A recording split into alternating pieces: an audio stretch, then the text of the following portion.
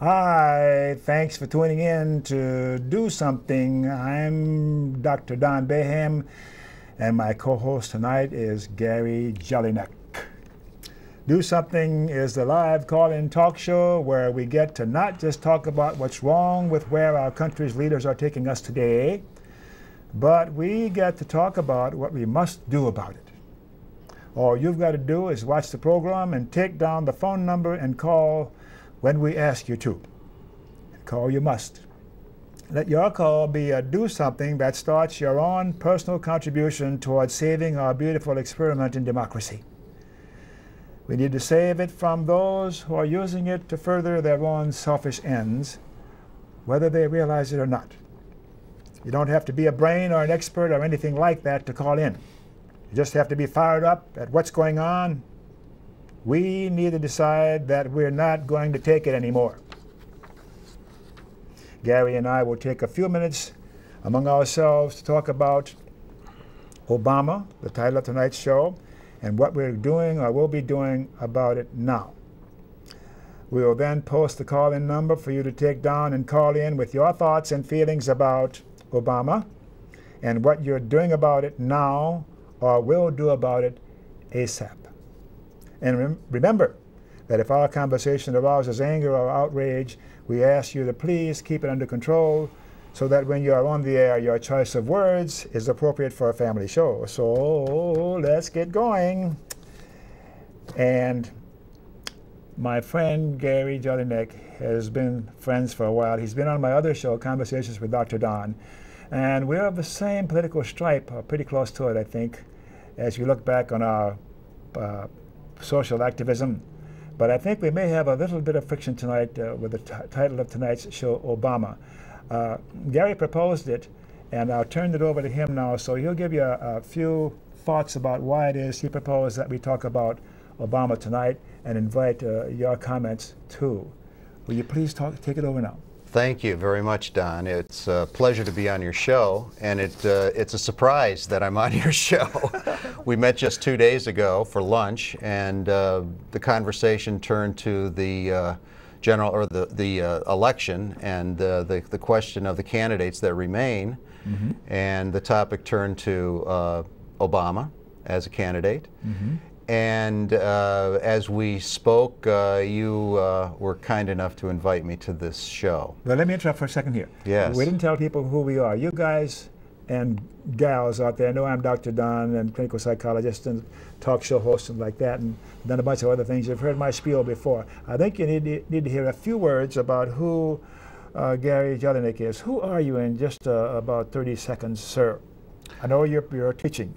Who I am? Yeah. Well, I was teaching. I'm now an administrator at a small college called Pioneer Pacific College. I'm the Career Services Director, and it's my responsibility to help the graduating students find a job in the field of study that they've selected. So, okay. Yes. Now yes. Go on and tell me about why it is you want to talk about Obama tonight so I can attack you. I mean respond to your reasons. No. Well, I look at Barack Obama as a phenomena, myself personally, but I don't understand this phenomena completely. I'm old enough to recall John Kennedy's election. I was a youngster, but I remember being extraordinarily excited by the fact that he was a candidate, by what he had to say, by his demeanor, the excitement that surrounded his campaign, the charisma, the message itself.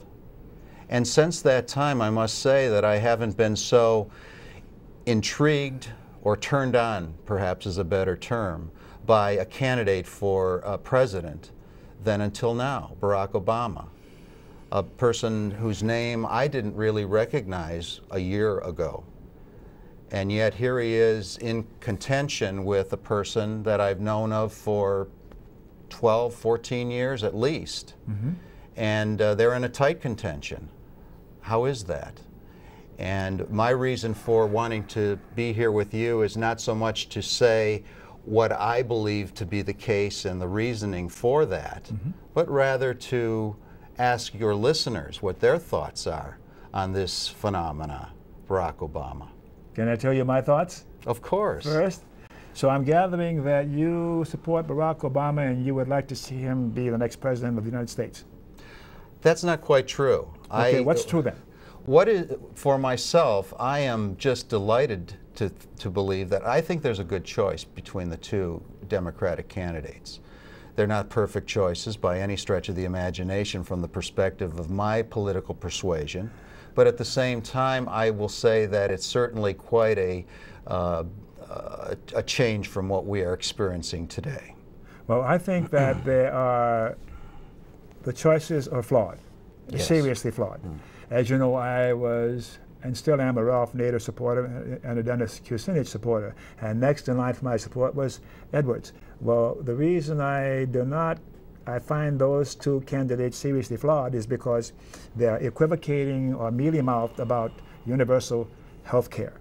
And they're still equivocating and dancing around getting out of Iraq flat out. So that's my view of them.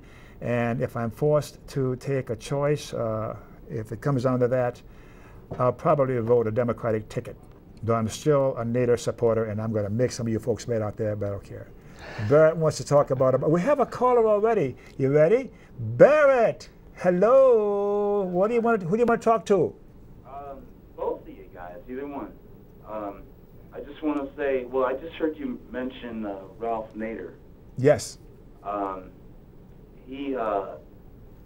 I've heard him talk several times. He sounds like a very good candidate. Hillary is a corporate Democrat.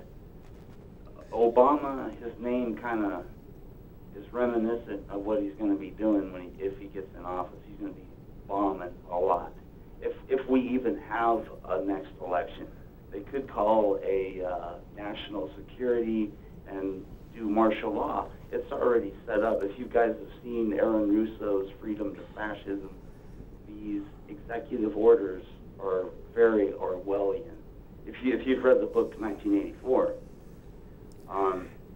it looks like you've been doing your homework.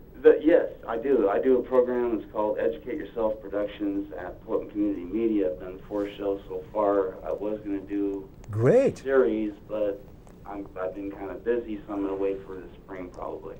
But I just want to say that the wolf wears both,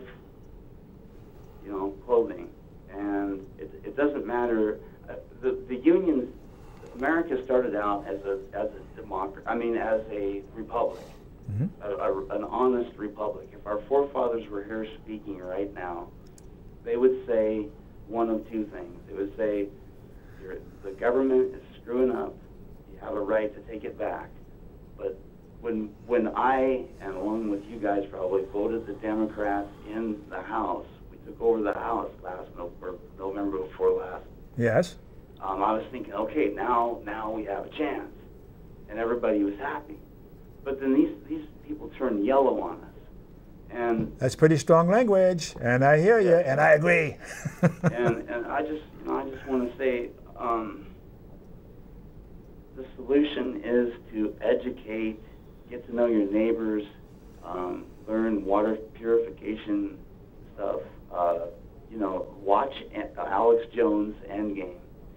Just go to your computer and just Endgame. Just go endgamethemovie.com. Say that again. Endgame. It's all one long word. There's no spaces or anything. Endgame.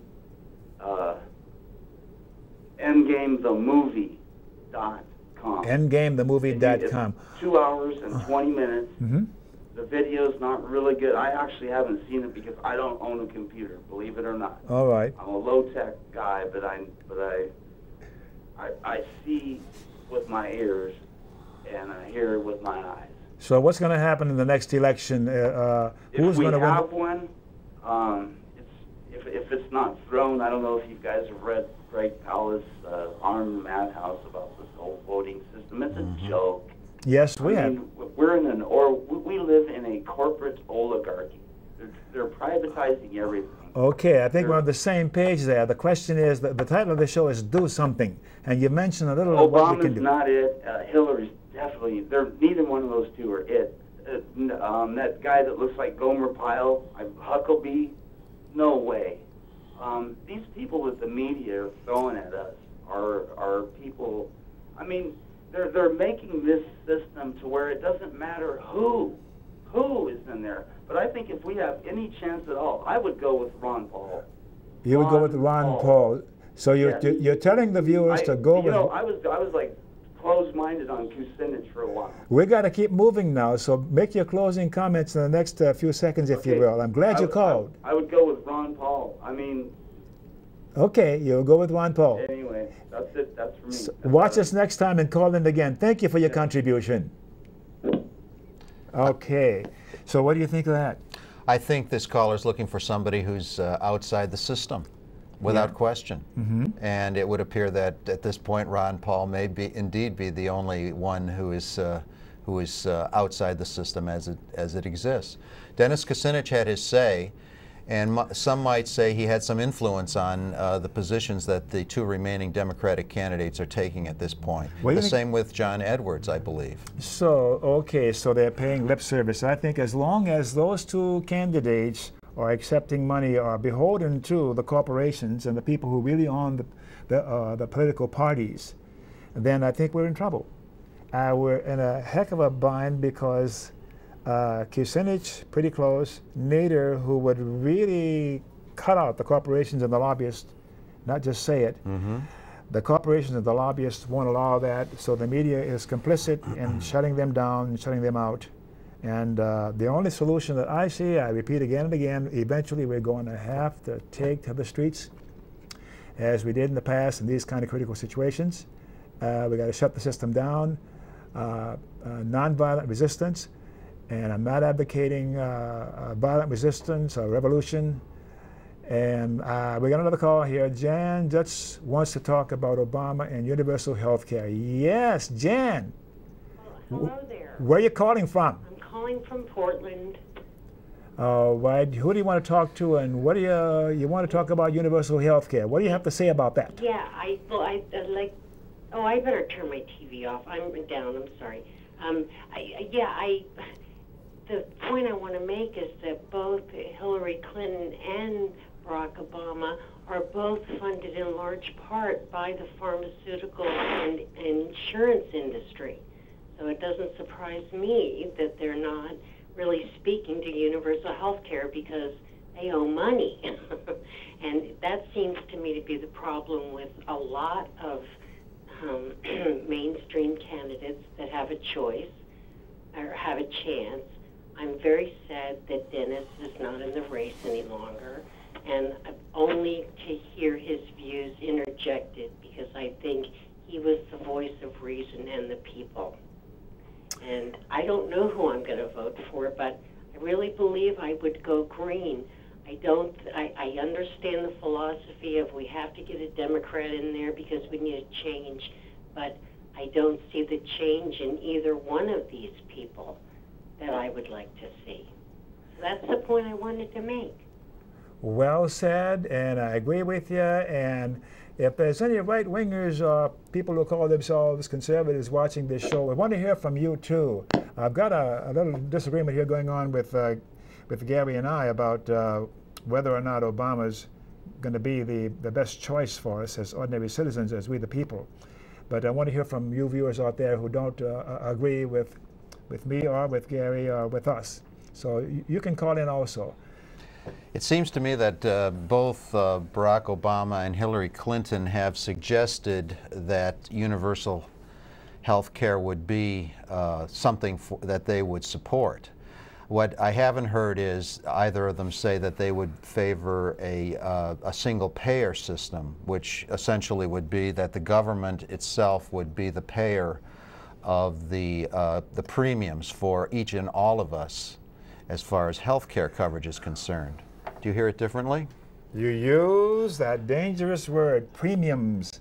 You see, I mean, where is my friend George Lakoff that says the language betrays what's really going on, or Freud or somebody, you know? Premiums implies insurance companies. Yes. As long as the insurance companies are involved to the tiniest bit, we're dead, because eventually they will get more and more influence. Why do we need insurance companies? What about the socialist economies of Europe who are very successful, excellent health care, not nearly as expensive as ours, and they don't have to pay premiums. So our taxes, and they have the government, and when we say government in our country, there's a negative connotation to it. It needn't be that way.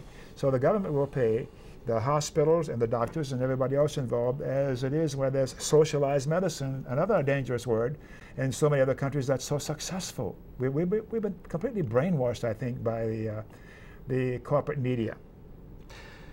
Aside from the health issues as it relates to the matter of single-payer universal health care, there's also a matter of our freedom, and a freedom that would be, in essence, ours if indeed we all found ourselves in a position where we were covered for all of our health needs.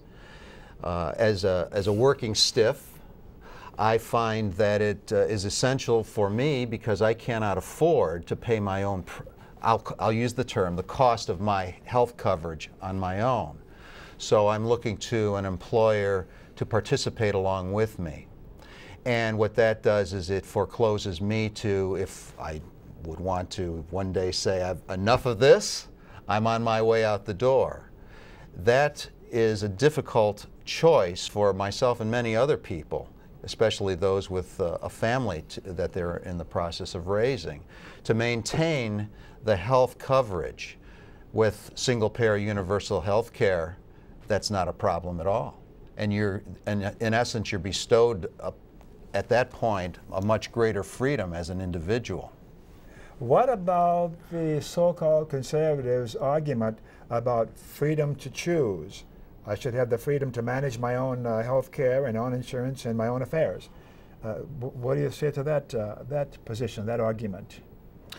Well, I would say that that's the choice that we have today, and what we have are, what is the number now in this nation of those who are uninsured? 45 million individuals in this country or so are in a position of not having health care coverage, because indeed those who can pay their own way, or are lucky enough, as I myself am, to be working for an employer who's providing at least partially the cost of my health care.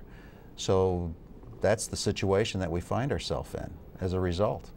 It's hard for me to argue the position that I hear put forth by so-called conservatives, because it's so nonsensical to me, unless I consider it in a way where I'm super rich or very, very wealthy.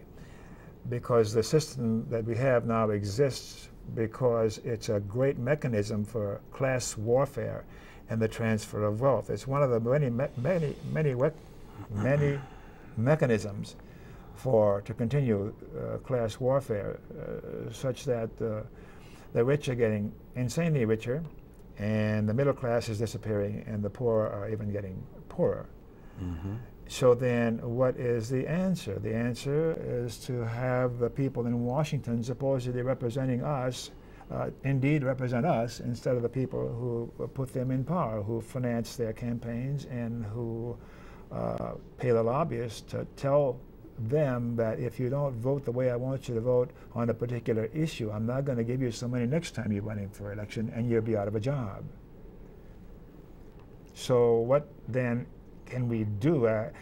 In the closing credits of this program, there'll be a couple of citations, and get your pens and pencils and paper handy so you can take down those two things I recommend that you do. I'm talking about listening to AM radio, Tom Hartman on Air America, and if you have satellite television, there's Democracy Now!, Amy Goodman, or Dish Network, there's Democracy Now! With Amy Goodman, and on other local cable access TV stations. A lot of them around the country have these programs, Amy Goodman Democracy Now!, available on their cable access channels, local cable access channels. So I want to head off where I think our country is heading. It makes me terribly sad, and I want to see it happen pretty soon, because let's face it, the white hair, and I don't have time anymore. We've got to take back our country, the idea that our founding fathers had in mind.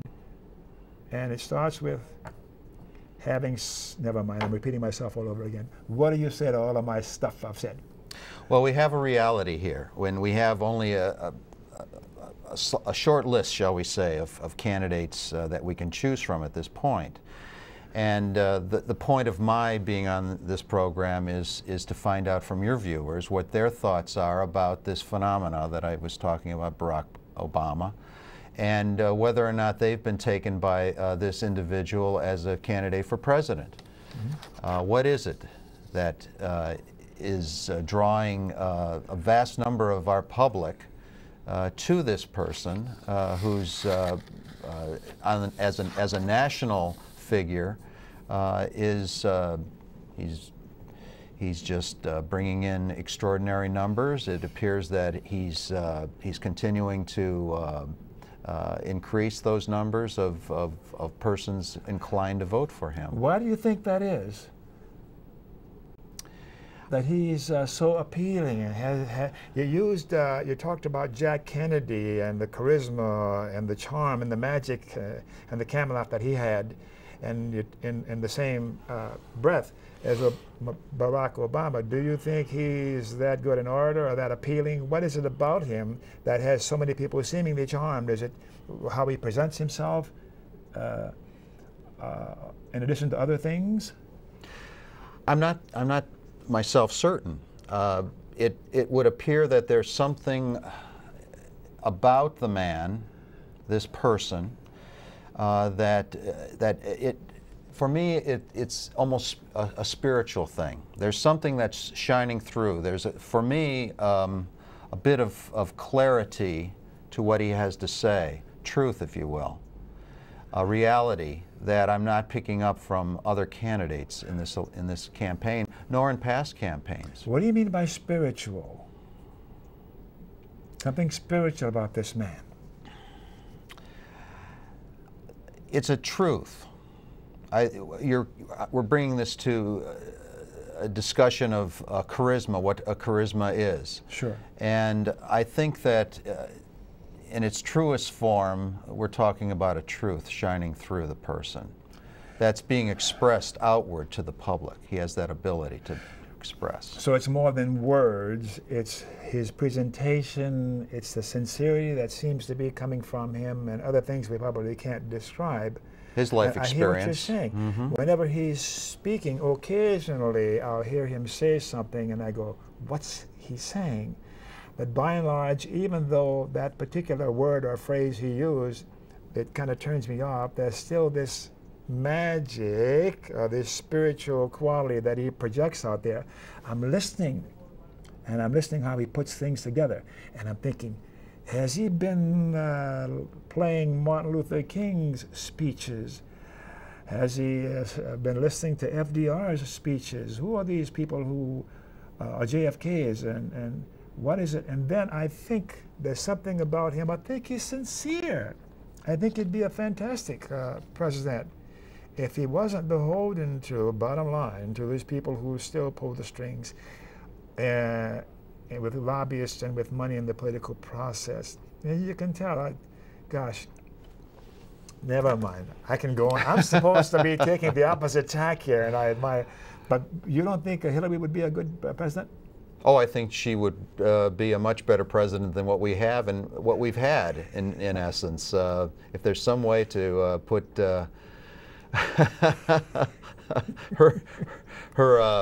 her better half back into the kennel for a while, I think she'd do well.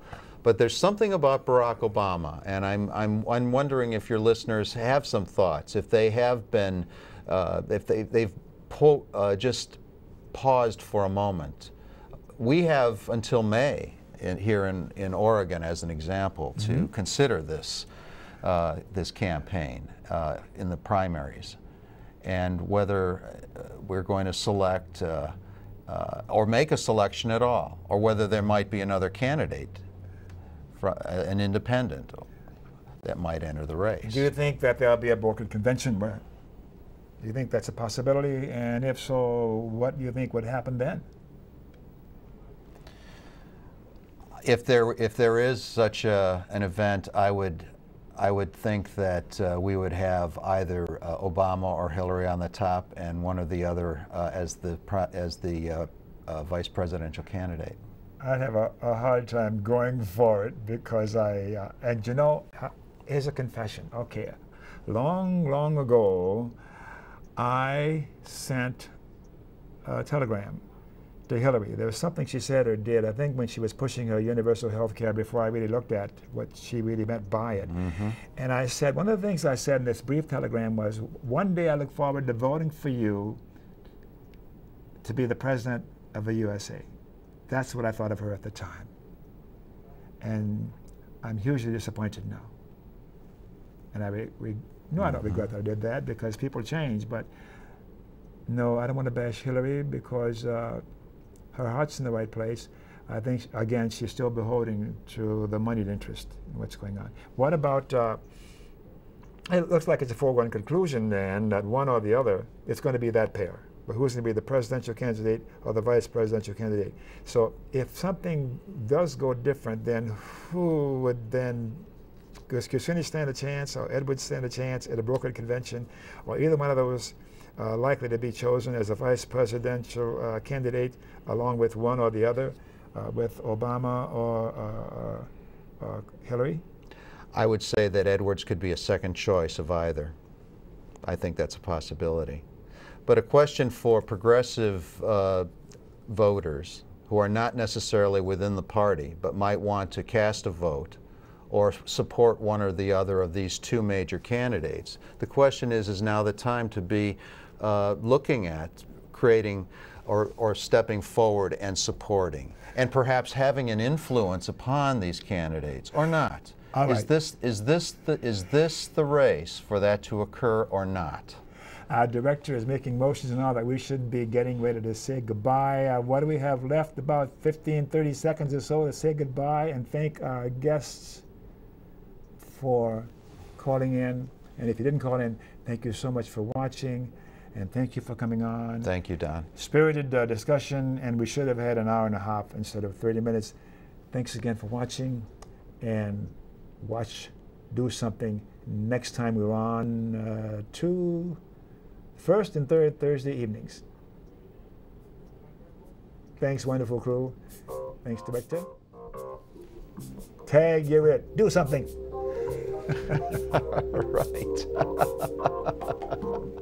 Right.